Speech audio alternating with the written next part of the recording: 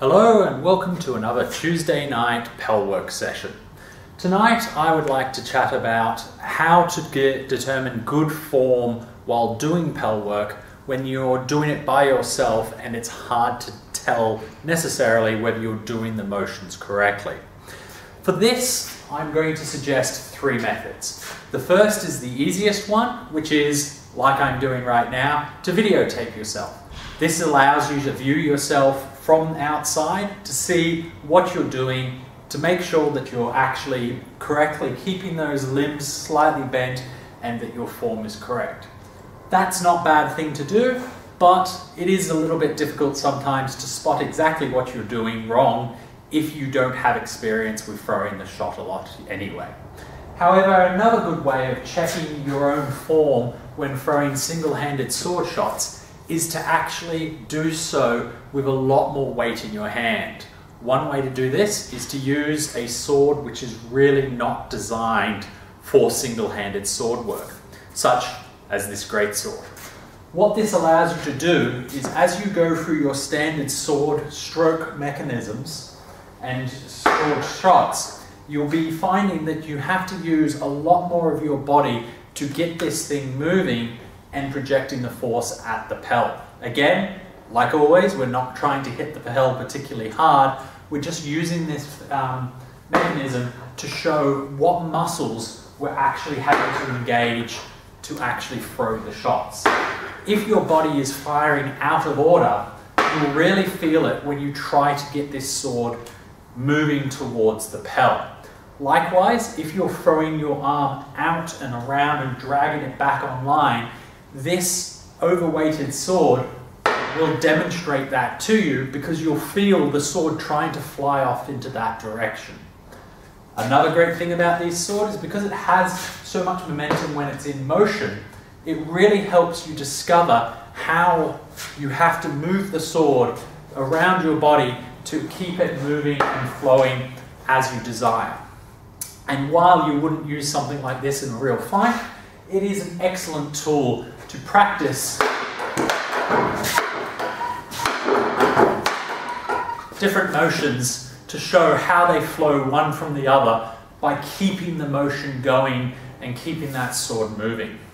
This is a really great learning tool and a great way when nobody else can see you fighting to actually make sure that you're using your muscles, that are firing in the correct order, you're not putting too much strain on anything, because if you are, this will really allow you to find that out.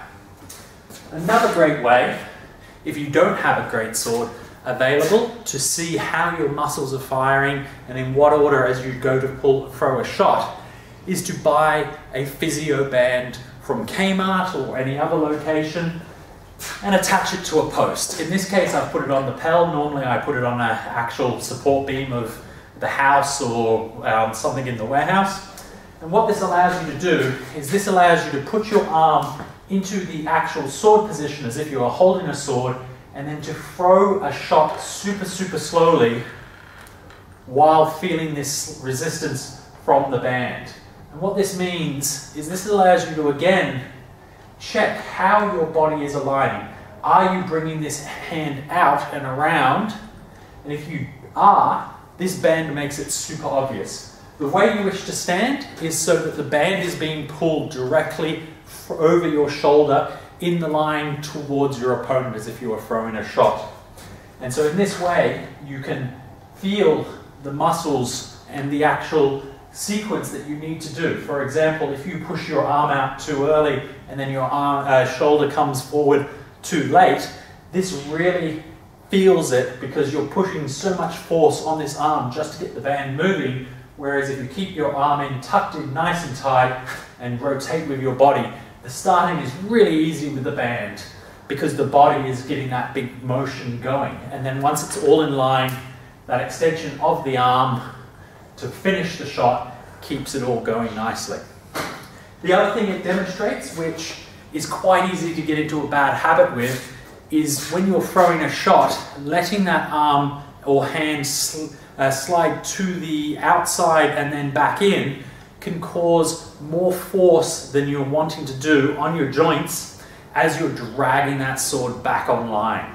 the correct way you're looking to throw is directly delivering that force straight towards your opponent. And as you can see, along this line here, there is a straight line as my hand travels, which means the band is getting dragged straight from above my shoulder, away from whatever it's attached to, and I'm generating the maximum power in the straight line without pulling it wonkily to either side. Really, I can't stress enough how great a learning tools these 3 items are. A video so you can see from the outside what you're doing. An oversized sword, you can use a broom handle, a heavy stick, something like that. Again, don't stress yourself, don't injure yourself by trying to push it too quickly. But what you're trying to feel there is what do you have to do to get it moving, and how can you keep it moving?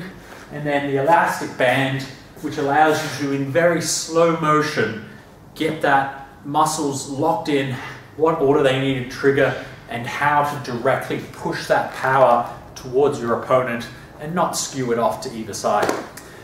But try out all 3 of those if possible and see what you can do, because unfortunately without somebody else there able to critique you and demonstrate to some regards, you need to develop these tools to be able to see what you're doing and be able to get yourself onto the correct track and not get into bad habits while doing the Pell work.